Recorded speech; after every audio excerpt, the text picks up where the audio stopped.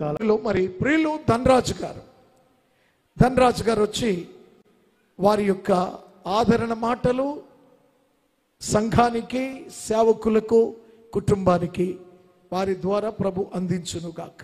రండి.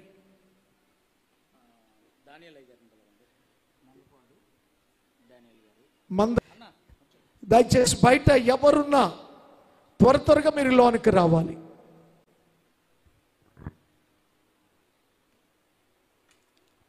హల్లెలూయా. ప్రభువును లోకరక్షకుడైన యేసయ్య ఈ మంచి సమయాన్ని మాకు అనుగ్రహించారని మేము నమ్ముచున్నాము. గుడివాడలో ప్రవీణ్ పగడాల అయ్యగారి యొక్క శాంతియుత ర్యాలీ జరపాలని గుడివాడలో ఉన్న దైవజనులందరూ కూడా చాలా ప్రయాసపడ్డారు, చాలా శ్రమపడ్డారు. అయితే అది జరగలేదు అనే ఒక దిగులు, ఒక ఆవేదన, గుండెల్లో ఒక దుఃఖం మా సేవకుల్లో అందరిలో కూడా ఉండిపోయింది. అయితే ఈరోజు పుట్టా పీటర్ గారిని నిజంగా మేము అభినందిస్తున్నాం. మీరు పెట్టారు కాబట్టి మేమందరం వచ్చి మీకు సంఘీభావాన్ని, మా సపోర్ట్ని కూడా తెలియచేస్తున్నాము. ఎందుకంటే లేఖన భాగంలో ఒక మాట అయితే సెలవిస్తూ ఉంటుంది. 1 తెస్సలోనికైలకు రాసిన పత్రికలో,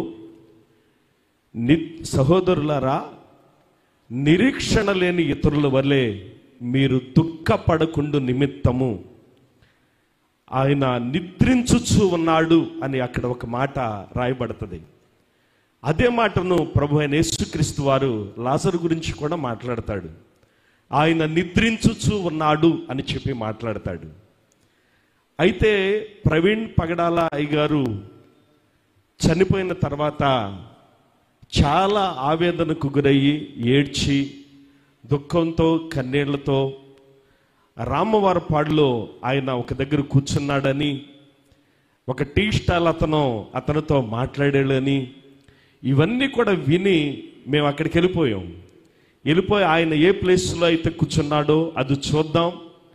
తర్వాత నాగార్జున కుర్రోడి పేరు, అతనితో కూడా వెళ్ళి మాట్లాడాం. నువ్వు గుర్తుపట్టావా బ్రదర్, ఆయనేనా, ప్రవీణ్ పగడాల గారేనా అని చెప్పి ఆయన్ని మేము అడిగినప్పుడు ఆ కుర్రాడు చెప్పిన మాట, ఆయన్ని నేను గుర్తుపట్టలేదండి, ఆయన కాదు అని చెప్పి ఖచ్చితంగా అతను చెప్పటం జరిగింది. ఇది ఒక మిస్టరీ అని అందరికీ తెలుసు.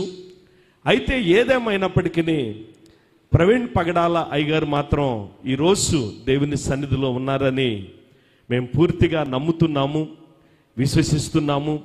ఏదేమైనప్పటికీ తోటి సేవకుడు కదా, దుఃఖం ఆగట్లేదు, కన్నీళ్ళు ఆగట్లేదు, చాలా ఏడుస్తున్నాము, చాలా దుఃఖపడుతున్నాము. కానీ ఈ ఒక్క వాక్యాన్ని బట్టి, నిరీక్షణ లేని ఇతరుల వలె మీరు దుఃఖపడకుండా నిమిత్తము అనే వాక్యాన్ని బట్టి ధైర్యం తెచ్చుకుని ఆయనను మరలా మనం కలుసుకొనబోతున్నాం అనే నిరీక్షణ ఖచ్చితంగా మనలో ఉంది. ప్రాముఖ్యంగా ఈ సభను ఏర్పాటు చేసిన దైవజనులు పీటరయ్య గారికి, అలాగే చెల్లికి, పెద్దయ్య గారికి, అందరికీ కూడా మా నిండు వందనాలను తెలియచేస్తూ నా ఈ మాటలను ముగిస్తున్నాను.